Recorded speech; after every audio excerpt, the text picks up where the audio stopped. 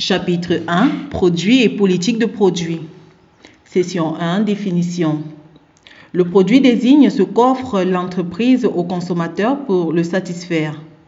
Il peut être matériel, voiture, vêtements, ou immatériel, assurance, voyage. Le produit est donc défini au sens large par ce que produit l'entreprise, bien matériel ou service. 1. Classification des produits. Grand A, selon la durée de vie. Petit 1. Les biens durables. Ce sont des biens utilisés pendant une longue période considérés comme un investissement de vie qui sera éventuellement prolongé par des réparations. Petit 2. Les biens non durables. Ce sont des autres produits à durée de vie courte, produits alimentaires, d'entretien. Grand B. Selon la fréquence d'achat, les biens banals, caractérisés par des achats fréquents et réguliers. Les biens anormaux, pour lesquels les achats sont peu fréquents et réfléchis. Grand C. Selon l'utilisateur. On distingue les produits de consommation de produits industriels. Petit 1. Les produits de consommation. Les produits de consommation sont ceux acquis par le consommateur pour sa propre utilisation ou celle de sa famille. Les produits de commodité, ce sont ceux dont la possession immédiate est importante aux yeux du consommateur. L'élément déterminant dans la décision d'achat est la commodité. Produits de comparaison, ce sont ceux pour lesquels le consommateur pense qu'il existe des variations de prix et de qualité suffisantes pour justifier une comparaison entre les différents détaillants. Produits de conviction, ceux pour lesquels le consommateur est disposé à se procurer une marque particulière considérée comme supérieure aux autres. Petit 2. Les produits industriels. Ce sont les produits acquis par les entreprises pour être utilisés dans la vie de l'entreprise au cours du processus de production ou pour la revente à d'autres entreprises ou à des consommateurs. Les biens intermédiaires transformés ou détruits par le processus de production. Les biens de production, bien utilisés dans le processus de production et qui font l'objet d'une consommation productive et non finale. Petit 2. Le cycle de vie du produit.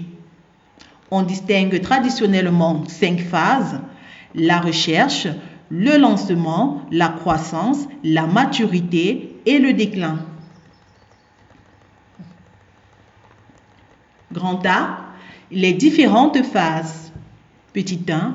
La recherche est mise au point. Cette phase correspond au développement du produit en laboratoire par la recherche d'un produit qui répond à un besoin spécifique du marché, puis à l'usine pour la mise en fabrication du produit ainsi défini. Petit 2. Le lancement. C'est la phase d'introduction sur le marché. Elle est cruciale car c'est au cours de cette phase que se décidera le succès ou l'échec du produit. Petit 3. La croissance. Lors de la phase de croissance, les ventes augmentent à un rythme élevé si le produit a du succès. En cas contraire, il est retiré du marché et l'entreprise subit des pertes importantes. Petit 4. La maturité. Au cours de cette phase, les ventes continuent à augmenter, mais à un taux de plus en plus faible. Petit 5. Le déclin. Cette phase débute dès que le consommateur habituel du produit cesse de l'utiliser car le besoin a disparu ou est mieux satisfait par un nouveau produit. L'entreprise choisit entre le retrait du produit et son maintien. Grand B. Utilité de la notion de cycle de vie du produit. Ce schéma reste théorique. Il faut noter que la durée de chacune des phases du cycle de vie, de même que celle du cycle tout entier, varie en fonction du produit. Section 2. La normalisation. C'est une démarche collective entre partenaires économiques et sociaux ayant des activités liées en vue de trouver des solutions techniques et commerciales à des problèmes répétitifs pour établir et améliorer leurs relations. Une norme est un outil de régulation du marché à la disposition de partenaires économiques. Exemple de normalisation: le gain code ou code à barres. Section 3. La marque. La marque est un signe distinctif qui permet à une personne physique ou morale de distinguer ses produits ou services de ceux des tierces. Les caractéristiques de la marque. La marque peut être un signe verbal qui peut s'écrire et se prononcer. Nom, patronyme, pseudonyme ou patronyme modifié, nom géographique, dénomination arbitraire ou de fantaisie, chiffre, lettre, sigle, lettre plus chiffre, lettre plus sigle. Un sigle figuratif, un dessin, un code graphique, un modèle ou des couleurs, un emblème, symbole, figure, logo, une étiquette, une forme du produit ou de son emballage, une combinaison de couleurs. Un sigle complexe, combinaison de signes verbaux et de signes figuratifs, exemple, la signalétique des entreprises. Petit 2, les fonctions de la marque. Pour l'entreprise, signe de propriété, distinguer les différents produits ou services, segmenter un marché, communiquer, positionner le produit, éliminer les contrefaçons en déposant la marque. Pour le consommateur, identifier et repérer le produit, favoriser la fidélité, communiquer. 3. Les différents types de marques. Les marques de producteurs ou marques de fabrique. Les marques de distributeurs, MDD. Les marques de distributeurs sont des marques créées et détenues par des distributeurs. 4. Les qualités d'une bonne marque. Une bonne marque doit être lisible, homo, facile à prononcer, skip, mémorisable, monsieur propre, évocatrice, la maison du café, déclinable, Danone, Danette, Danino, Dani, utilisable à l'étranger, original, tartine et chocolat. 5. L'image de marque et les études d'image. L'image de marque correspond à la représentation mentale que se font les personnes de cette marque. Section 4. Ligne et gamme de produits. 1. Définition. Une ligne est un ensemble cohérent de produits situés dans le même univers de consommation, bénéficiant d'une communication homogène et portant la même marque avec ou sans prénom. La notion de gamme a deux acceptions. Elle peut désigner un ensemble de lignes de produits similaires. Elle peut également désigner l'étendue d'une ligne. 2. Ligne, gamme et politique de marque. Un fabricant peut utiliser une ou plusieurs politiques de marque pour l'ensemble de ses lignes de produits. La même politique de marque, des politiques différentes au sein de la même ligne de produits. 3. Rôle des différents produits dans une gamme. On trouve dans une gamme les produits leaders, ceux qui permettent à l'entreprise de vivre en volume d'activité et ou en marche. Les produits d'attraction dont le rôle est de faire connaître la gamme.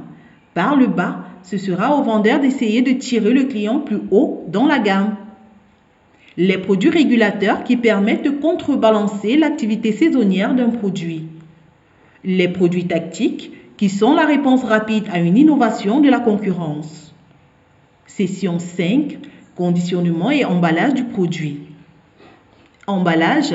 Contenant permettant d'assurer dans les meilleures conditions de sécurité la manutention, la conservation, le stockage et le transport des produits. Conditionnement, enveloppe matérielle premier contenant d'un produit qui constitue une unité pour la vente au détail. Les notions d'emballage et de conditionnement, bien que théoriquement et traditionnellement très distinctes, sont de moins en moins différenciées. Le terme emballage est désormais utilisé par les professionnels et désigne là où les différentes enveloppes matérielles d'un produit. Le terme conditionnement est toujours utilisé, mais seulement pour désigner l'action de conditionner, pour ne pas utiliser le verbe emballer, trop facilement dénaturé dans le langage courant. La notion anglaise de packaging est beaucoup moins ambiguë. Section 6, le design ou stylique. C'est l'art de permettre au consommateur d'identifier la personnalité d'un produit, de différencier une marque sur un linéaire par la vue. Les travaux de designers portent essentiellement sur 4 éléments. Le logo de l'entreprise, les produits, leur forme, leur couleur, l'emballage des produits, leur étiquette, le logo des marques. Les designers styliciens est le point de passage obligé de la création d'un logo, d'un produit, de son emballage. Session 7. L'innovation et le lancement des produits nouveaux. Notion de produit nouveau 1. Le degré de nouveauté d'un produit varie en fonction de sa différenciation technologique. On distingue ainsi 3 types d'innovation: les variantes de produits existants, les innovations révolutionnaires ou radicales, nouveaux produits au sens fort qui sont de plus en plus rares. La nature de l'innovation technologique, l'innovation marketing. 2. Les facteurs de succès d'une innovation. Le plus produit par rapport à la concurrence, la compétence marketing de l'entreprise, la compétence technologique de l'entreprise. 3. Le processus de développement d'un produit nouveau, 6 étapes distinctes. La découverte d'idées de produits nouveaux, évaluation et tri des idées, développement des tests du nouveau produit, test de concept, test de prototype, analyse économique, c'est l'estimation du volume des ventes et du prix. Elle peut être réalisée par les clients, par les vendeurs, par des méthodes de simulation, marché test, mini-marché test, vérification des performances. Ces tests peuvent porter sur le goût, l'odeur, le conditionnement, le nom, etc. Lancement du produit, c'est la dernière phase et le moment de prendre la décision de distribuer le nouveau produit. 4. Adaptation ou imitation. L'adaptation, la stratégie d'adaptation est utilisée pour un nombre très important de produits. Elle se concrétise par des modifications apportées au produit. L'imitation, de nombreuses entreprises préfèrent attendre le succès des produits lancés par la concurrence pour entrer sur le marché avec un produit similaire, me-too product.